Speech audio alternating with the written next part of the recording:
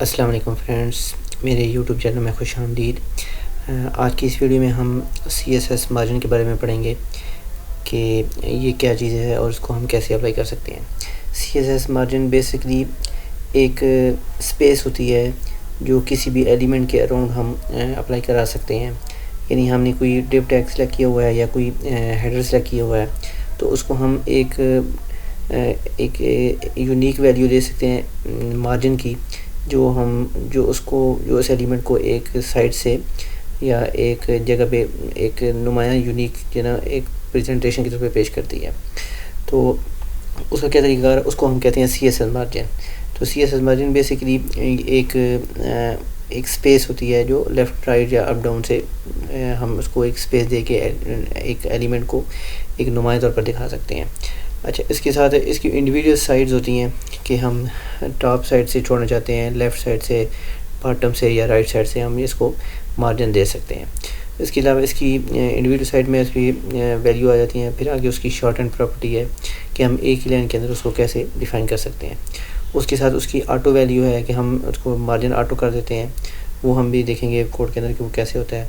उससे आगे जो ना इनहेरिटेड वैल्यू है, यानी एक जगह पे हमने डिव टैग लगाया है, उसके अंदर हमने एक पैराग्राफ या एक हेडर लगा रहे हैं, तो उसके अंदर जो है ना वो इनहेरिटर हम जब कर देंगे तो वो जो सेम जो हमारा डिव टैग है उसकी जो मार्जिन है वही मार्जिन जो है ना वो उस हेडर के अंदर भी अप्लाई हो जाएगा, उसको इनहेरिट कहते हैं। तो इसके साथ मार्जिन कोलैप्स है कि मार्जिन कोलैप्स कैसे होता है कि जब एक टॉप पे जो हेडर है या जो टॉप पे जो हेडर है उसका जो बॉटम वाला मार्जिन है और जो डाउन पे जो हेडर है उसका जो टॉप वाला मार्जिन है वो आपस में कोलैप्स होकर जो हाईएस्ट वैल्यू है वो आ जाती है।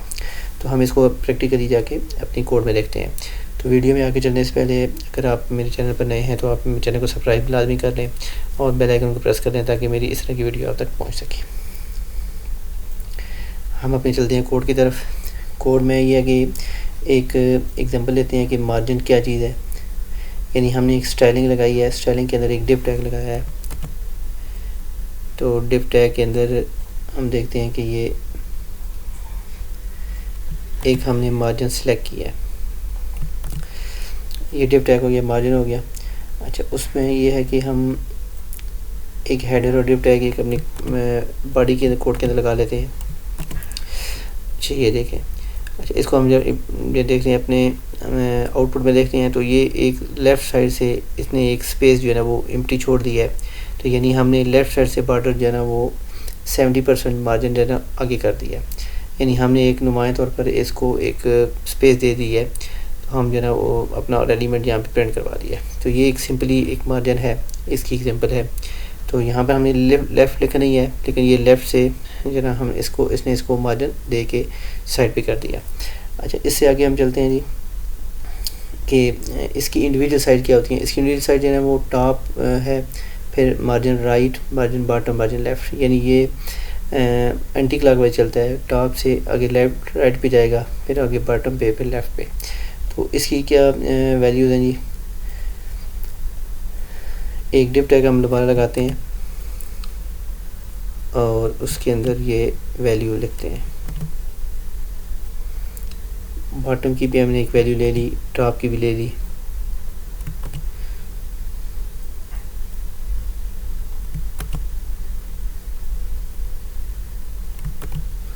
अच्छा, यहाँ पे ये एक डिव टैग हमने लगा लिया, उसकी एक हमने बॉर्डर वैल्यू रख ली और उसकी मार्जिन हमने एक सेट कर दिया। अभी हम इसको देखते हैं कोड के अंदर जाके ये कैसे इम्प्लीमेंट होता है।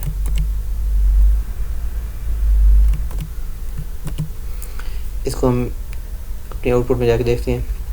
ये देखिए, यहाँ पे हमने क्या किया था कि हमने बॉर्डर टॉप 100% कर दिया, बॉटम भी और राइट भी और लेफ़्ट भी, ठीक है। और बॉर्डर बैकग्राउंड कलर जो है ना वो लाइट ब्लू कर दिया और 1 पिक्सल सारा जो है ना ब्लैक इसको बॉर्डर दे दिया। तो अभी हम यानी वो उसे हम दिखाने के लिए कि ये कैसे नुमाया तौर पर नज़र आता है। ये देखिए, राइट लेफ़्ट पे भी ना इतने से मार्जिन दे दिया, राइट पे दे दिया, टॉप और बॉटम पे। टॉप और जो टॉप है उस को जो ऊपर वाला एलिमेंट है उससे जो नीचे जो है ना वो बॉर्डर काउंट करेगा। यानी यहाँ पे देखिए, यहाँ पे हेडर है, तो हेडर में जो इससे नीचे जो है ना वो टॉप 100 पिक्सल जो है ना वो काउंट करेगा। अभी हम एक और नीचे हेडर लगाते हैं इसके नीचे।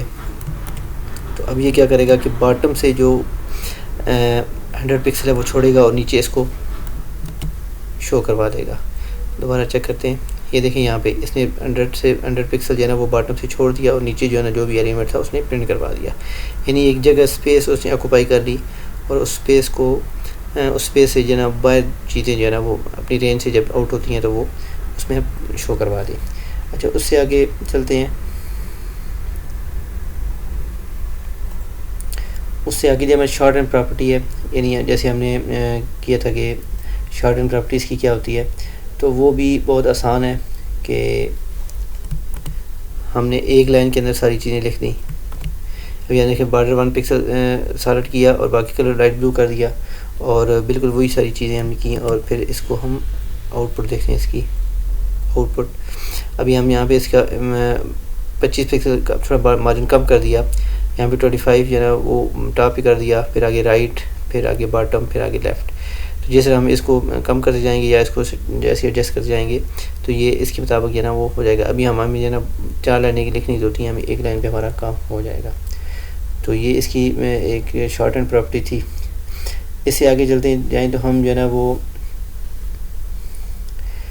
इस पे आते हैं जी ऑटो वैल्यू पे।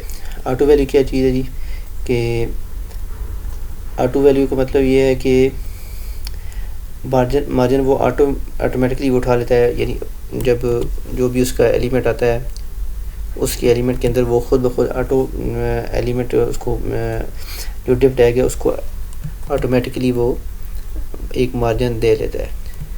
इसको हम प्रैक्टिकल में जाकर देखते हैं। ये हमने विड्थ हम निकाल ली 300 पिक्सल और मार्जिन हमने ऑटो कर लिया और बॉर्डर जो है 1 कर लिया। तो अब ये क्या करेगा कि जैसे ही ये मार्जिन ऑटो हो गया, फिर इसका क्या फ़ायदा होगा जी, ये देखिए यहाँ पे इसने खुद ब खुद एडजस्ट करना शुरू कर दिया इसको। जैसे ही अगर स्क्रीन अगर छोटी बड़ी होती है तो मार्जिन जो है ना वो ऑटोमेटिकली उससे रिड्यूस और जो है एक्सटेंड होता जाता है। तो इस मार्जिन का मकसद यह है कि जब साइट जब छोटी हम लैपटॉप से हम जब टैबलेट पे जाते हैं या मोबाइल पे जाते हैं तो इससे फ़र्क पड़ता है कि जैसे ही उसकी स्क्रीन होती है, रेजोल्यूशन होती है, उसके मुताबिक जो है ना वो अपना डिस्प्ले जो है एडजस्ट कर लेता है। तो इस फिक्स करने से जो है सिर्फ फ़र्क पड़ता है कि उसकी जो ना जो वेट्स उसने घेरी हुई है वो उससे वो अप डाउन नहीं होता और फिक्स रहता है। जब ऑटो पे करेंगे तो वो उससे जो ना फ़र्क ये पड़ेगा कि वो ऑटोमेटिकली वो स्क्रीन के मुताबिक एडजस्ट हो जाएगा। अच्छा, उससे आगे चलते हैं जी। इनहेरिटेड वैल्यू है। इनहेरिटेड वैल्यू क्या चीज़ है जी कि हमने मिसाल के तौर पर एक डिव टैग लगाया हुआ है, हमने एक और इसके अंदर ही एडजस्टमेंट करनी है। जैसे अब ये देखें, इस कोड में हम देखते हैं कि हमने एक डिव टैग लगाया हुआ है, उसके अंदर 1 पिक्सल सारा लेफ़्ट 50% रखा हुआ है। तो हमने एक इसके अंदर एक और भी एलिमेंट लगा लिया, तो अभी हम उस एलिमेंट को कैसे एडजस्ट कर पाएंगे।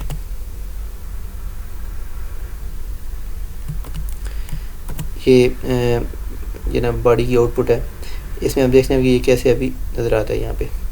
अब यहाँ पे देखें ये कि यहाँ पे इसने डिव टैग के अंदर एक मार्जिन लेफ़्ट 50 पिक्सल कर दिया। तो अभी हमने एक और इस पैराग्राफ के अंदर एक EX1 की हमने एक और क्लास लगाई और इस क्लास को यहाँ पे आउटपुट इसको प्रेजेंट किया, इसकी आउटपुट ली। तो हमने इस क्लास यहाँ पे 1 रख दी। तो EX में मार्जिन लेफ़्ट इनहेरिट कर दिया। इनहेरिट का क्या मतलब है कि ये डिव टैग के ऊपर ये डिव टैग है, ठीक है, इसको हमने मार्जिन दे दिया था 50 पिक्सल। तो एक तो ये जो है ना यहाँ से 50 पिक्सल जो है ना वो इसने लेफ़्ट से मार्जिन ले लिया। जैसे अब हम दोबारा इसको 100 पिक्सल करते हैं तो ये मज़ीद हमें समझ आएगा। इसको हम करते हैं 100 पिक्सल।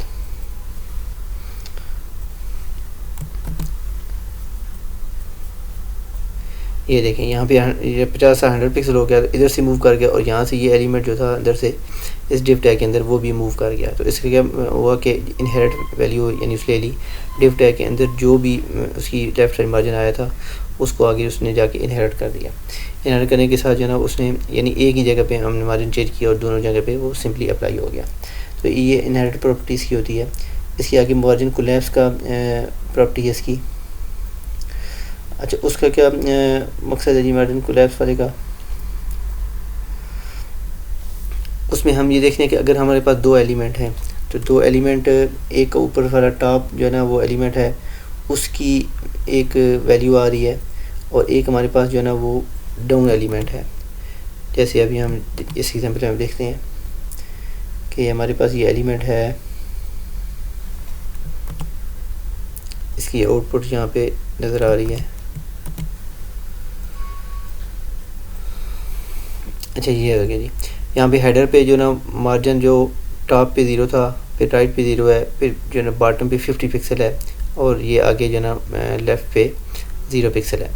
तो यहाँ पे इसमें यहाँ पे टॉप पे जो 20 पिक्सल है, तो इसमें क्या होता है कि हेडर 1 और हेडर 2 जो ना ये हॉरिजॉन्टल टॉप और बॉटम ये जो ना आपस में कोलैप्स होते हैं।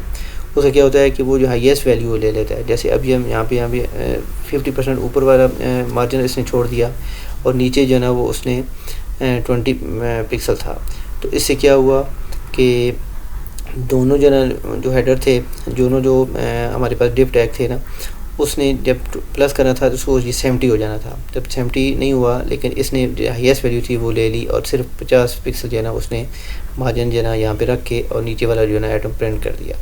तो इससे ये मार्जिन कोलैप्स का ये ऑप्शन जब हम ये प्रॉपर्टी यूज़ करते हैं तो फिर ये क्या होता है कि हम जो है ना ये ऑटोमेटिकली इसको मार्जिन कोलैप्स में ले जाती है और हमारा जो ना वो 20 जो पिक्सल है वो यानी जो मिनिमम वैल्यू है वो कम हो जाती है।